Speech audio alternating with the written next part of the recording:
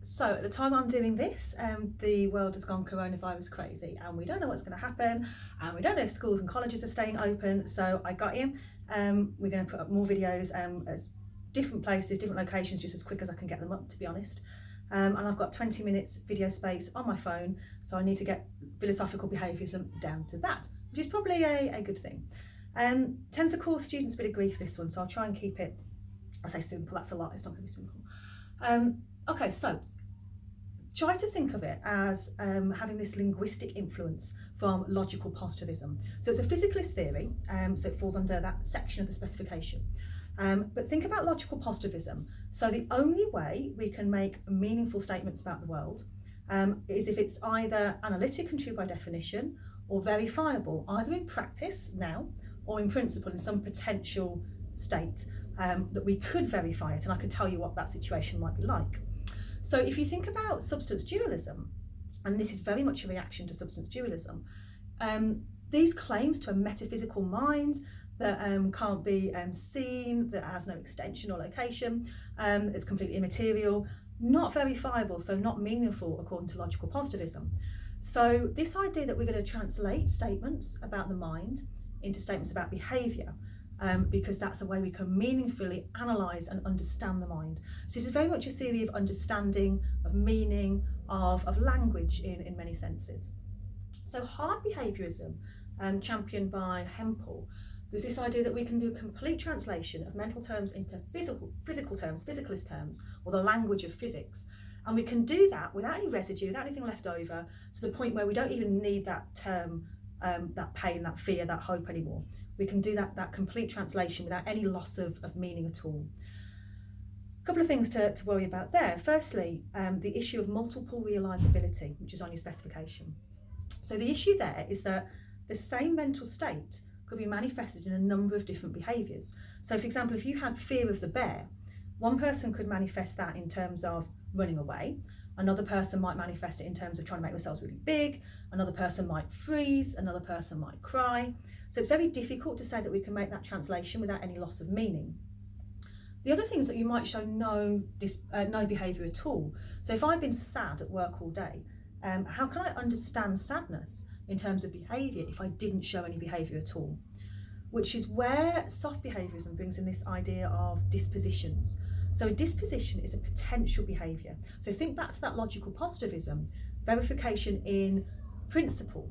Not now, but potentially. I can tell you what that would be like. So for example, for my sadness to be meaningful, I have to be able to give you a potential situation where it would be manifested in behaviour. So let's say if I was on my own, I would actually cry. Or let's say my best friend was here, I would talk to them about it. I didn't show that behaviour, but I would have in this particular situation or circumstance, which is why it's meaningful, it's verifiable in principle. So for example, if you take the example of sugar, sugar has a disposition to dissolve, it's soluble. Now that means it's a potential behaviour that may not get manifested, but in order for it to be meaningful, I have to tell you when it would be manifested. So if it comes in contact with water or liquid, it will dissolve. Now, if I can't give you any potential situation where that solubility could be verified, then it really is meaningless to call it soluble. But the sugar could go through its entire sugary life not dissolving, it might never hit liquid. But there's that potential behaviour, that disposition to behaviour. And soft behaviourism really accounts for that. That's what I'm going to focus on more today, because I think it's a more interesting one anyway. And Ryle also acknowledges this multiple realisability. There's an infinite amount of potential behaviours, which is why we can't actually dispense with the mental terminology. We still need it, but you must recognise that is shorthand for behaviour. So when I talk of fears, hopes, desires, although I'm using those terms because I could never give you a comprehensive list of all the potential behaviours, I am actually talking about behaviour. So you can actually talk about mental states adverbally. So rather than fears, hopes, pains, she acted fearfully, she acted hopefully, she acted painfully. So you're describing behaviour. So Ryle was very, very anti-substance dualism. So if you've looked at the substance dualism video and and the interaction video, we looked at this idea of how can an immaterial mind with no location and no extension have an impact on a physical body? How can it actually push it, have any force to have an impact on it. And Ryle called this problem the ghost in the machine. So if you imagine a ghost trying to operate a forklift truck, how can that actually happen? How can that be? So it doesn't make any sense. And Ryle said that this actually results from what we call a category mistake. This idea of a distinct mind separate from the body that has an impact on the body. This idea of A causing B, like one billiard ball hits another billiard ball, my mental state causes my action. It's just a category mistake. We've mixed up language and we've got confused in how we're using language. So if you think about going to visit a university, so if you're going to on a campus tour and they take you around and they say, here are the lecture theatres, here's the library, here's the social space, here are the dorms, etc., etc. And you're like, that's great, I've seen it all, but okay, well, where's the university? Then they'd look at you strangely and they say, well, you really haven't understood the word university. The university is not a separate entity. The university is a collection of what you've just seen. That's what we use to describe the collection of what you've just seen. It's not a distinct entity. So like if someone asked you to show you a pair of gloves and you said, here's the left-hand glove and here's the right-hand glove, and you said, fantastic, where's the pair? Well, you'd say you haven't really understood the word pair. The pair is not an extra entity. If you go off looking for that, then you've made a huge mistake, because I've just shown you the right-hand and left-hand glove, and that's what it is. So for the person who's been shown the behaviour and the language of somebody, and then says that's fine, but where's the mind? Then from Ryle's perspective, you've just seen it, you've been shown it. So Ryle's got some quite interesting arguments here. And one of the things about mental causation is he most things you read say that he denies mental causation. He denies mental causation as a relationship between distinct entities, but there are other ways to understand causation. So for example, if I throw a brick at a window, and I say the window shattered because it was brittle. Forget the brick as a separate entity. The window shattered because it was brittle. Then what I'm describing is I'm describing the potential behaviour of that glass. So I'm talking about a causal relationship, but not as a distinct entity. I'm talking about a causal relationship being a potential behaviour. The glass shattered because it was brittle. So if I say she cried because she was sad, I mustn't understand that as a type of causation as billiard ball A hits billiard ball B. I need to understand that more as the brittleness of the glass. So the sadness is the potential behaviour of that person. So she cried because she was sad is the same as the glass broke because it was brittle. I'm describing behaviour. So there's a much more sophisticated way to understand mental causation. But certainly as a relationship between distinct entities, he denies that. So yes, we've got this idea of it being shorthand for behaviour, and it's interesting because in some ways he's got a real point here. So trying to talk about mental states without any potential behaviour does seem to fall into being meaningless. So if I was to say like, oh, I know how to play the piano, and you're like, oh, brilliant, can you show me? It's like, no, you haven't got a piano. Okay, that's fine. I'll bring you a piano. Could you show me then? No. And if I was to talk about my knowledge of how to play a piano, but never give you any potential situation where I could manifest that, then you'd probably say I was talking nonsense. I'm not saying anything meaningful. So like the student who says to me, I really want to pass my exams. And I say, okay, well, can I see any potential evidence of that? Oh, no, I can't do my essays because I've got no time. Okay, what was I supposed to give you time? Would you be able to do that? No, I wouldn't. I haven't got a bus pass. Okay, what if I was to give you money for a bus pass? Would you come to college then? No. See, I then say, well, I don't really think what you're saying is meaningful. This is not a desire to pass your exams because there's no potential behaviour to match that. So I think of it like with Forrest Gump. I know it sounds really silly, but stupid is as stupid does. So Forrest Gump's mum says, oh, stupid is as stupid does. And I think that's true, to a certain extent. So intelligence is as intelligence does. You can't have this kind of secret intelligence that never gets manifested. Let's say fear is as fear does. Now you might hide that fear, but for a while there has to be a potential for you to show it, which I think is quite, at least to start with, quite interesting. And by acknowledging the multiple realizability of these mental states, then Ryle has solved some of the problems that hard behaviourism couldn't. A further problem though in this idea of how to actually define or translate mental states into behavioural dispositions comes with circularity. So it seems like I cannot dispense with the mental terminology. So let's say I'm going to analyse the fear of a bear in behavioural terms. Okay, so I say John is afraid of the bear. And I'm going to understand that as John will be disposed to run away. John will be disposed to make himself big. But I can't understand that behaviour unless I also understand that he desires to stay alive. Because if he didn't desire to stay alive, he'd do something different. He'd run towards the bear. He might be afraid of it, but he might not want to live, so he runs towards the bear. But then I've got another mental state that needs analysing. So I haven't actually completely translated it. Now, Ryle deals with that better because he says, look, I know this is why we still need the terms, we still need these mental states, and we've still got this multiple realizability, and we've still got this circularity, but in talking about dispositions and the infinite amount of potential behaviours there could be, I know that. So we need to look at more problematic issues for behaviourism. Now, one of them is the asymmetry of knowledge. So for Ryle, there is no problem of other minds. You don't have to solve it. He doesn't solve it, he dissolves it. There's no problem there. Now, because there's nothing private or immaterial to talk about, there's no ghost in the machine, we're only going to talk about machine. So if I can know your behaviour, then I know your mental state. That's how I understand mental states. Any talk of a private immaterial world is meaningless, so we're not going to do that. So what he does is he cuts away the asymmetry of knowledge. So asymmetry being different on both sides. So the idea that I have a private, special access to my own mental state is privileged access that you haven't got. So privileged access is like having a backstage pass somewhere other people can't go. And if that's true, then there is an asymmetry of knowledge, because the way I know about my mental states and the way I know about yours are different. But Ryle says that's not true. Now, the argument back at that is it just obviously is true that there is an asymmetry of knowledge, because I don't check in the mirror to know if I'm happy or sad. I don't go, oh, I'm smiling, happy today. Or look, I'm crying, I must be sad. I know it through introspection. And for you to know your mental state, I have to observe. I do have to look at your smiling or your crying to understand your mental state.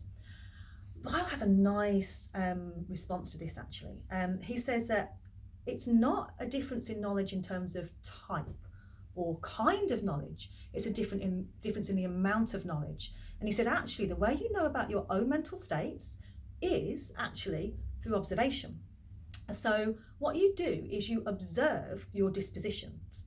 Now, the fact is that you've got a lot more access. So if I am angry and I have the disposition to punch somebody in the face, but I don't do it, then I have that knowledge that you don't have about me. So I have more knowledge about myself, but it's not a different kind of knowledge. It's the same kind of knowledge. I observed how I wanted to behave. I observed how I was disposed to behave. I was disposed to punch them in the face. So I have more knowledge about myself, but not a different kind of knowledge. Ryle says you listen to your internal monologue. You observe your inner mental world. Oh, no, not inner mental world, that doesn't exist. Sorry, you observe your monologue. So I'm thinking to myself in words, but all I'm doing is I'm just observing. Now, actually, if somebody was completely inebriated, completely drunk, and all of those guards were down, then you would have the same knowledge to what their internal monologue is, because it would be external. So if you've ever been around someone who's kind of blind drunk and all of this stuff suddenly comes out and you're like, whoa, it's because you've got the same access to their mental states as they have, and that doesn't often happen, which is why sometimes I'm a bit like, oh, put a lid on it. The other example of this is small children. So, very small children don't, they go with their dispositions, they don't filter, they don't suppress anything. So you get the complete truth. So, what's going on in their head goes on outside as well.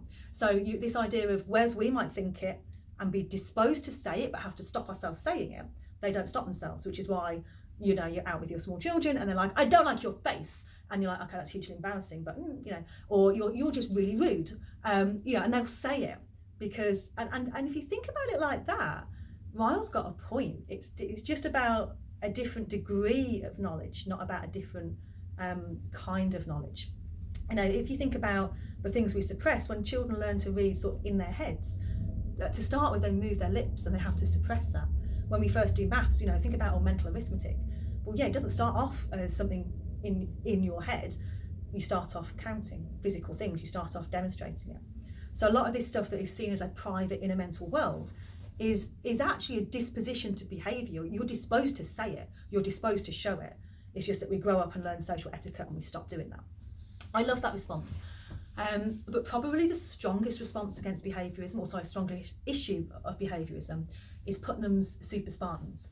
Because what you've got to remember is Ryle's point is that we cannot understand or conceive of mental states without behaviour. It doesn't make sense, it's nonsense.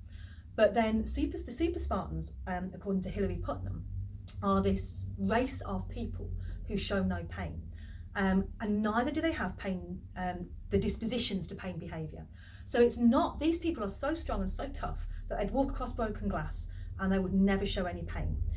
And then we say, oh yeah, but if they were on their own or they weren't around people, then they would cry out. No, they have no, they're so kind of doctrinated into this that they would not even show it if they were completely on their own.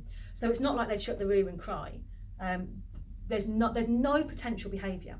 Can I conceive of these beings? Well, yeah, I can conceive of them being in pain without even the possibility of pain behaviour. So there's not even the possibility of verifiability in principle, let alone practice. Now, there was people said to Putnam with this, well, what about, they'd have to learn to do this. So initially they'd have the disposition to show pain behaviour, even if it was kind of trained out of them. And he said, well, no, you can imagine them being born fully inculturated. So they could be born like this. And however far-fetched that might seem, if I can conceive of that, I can conceive of these beings who do not have any potential pain behaviour, and yet their pain is real and meaningful. I think that's the biggest blow to behaviourism, because that shouldn't be possible if behaviourism was true. So there's a couple of things you can do here. You can either say that soft behaviourism actually solves some of the problems of hard behaviourism and is really plausible, or you can reject all behaviourism. I think it's probably worth mentioning the importance of behaviour to understand people's mental states, but that doesn't mean that that's the only way they can be understood. So this is really nice example. I think this might have been Putnam, but I've forgotten. So apologies for the lack of references here. With polio. So if you think about the symptoms of polio, that was how we detected the virus. And then we discovered that polio is not the symptoms, polio is the virus. But initially that was the only way we could find out if somebody had it. But it was possible to have the symptoms without the virus because it's something separate, and it's possible to have the virus without the symptoms. So although those symptoms are very useful in diagnosing the virus, they're not the same thing. And I think it's the same with behaviour. Behaviour is how we understand or how we know about people's mental states. But it is perfectly possible to have the mental state without the behaviour, and it's perfectly possible to ever have the behaviour without the mental state if you were this perfect actor who displays all the potential behaviours without the actual qualia. But I think behaviour is really important for us learning about other people's mental states and also self-ascribing, talking about our own. So Wittgenstein says that we actually learn to talk about our own mental states via this public language where someone looks at our behaviour and sees this like little kid crying and says, oh, don't worry, the pain will stop. And like, oh, okay, that's pain. That's how I talk about this. We don't randomly assign words to what's going on in our minds, but that shared identification of what a mental state should be called is a public process via behaviour, which is, I don't think we can dismiss the importance of behaviour, but equally I think it's a lot more. Mental states are a lot more than that. Okay, so I managed to keep it under 19 minutes just. I hope this is helpful. I'm going to try and do what I can. Sorry it's really rushed, but good luck everybody. You're going to get there and everything's going to be fine.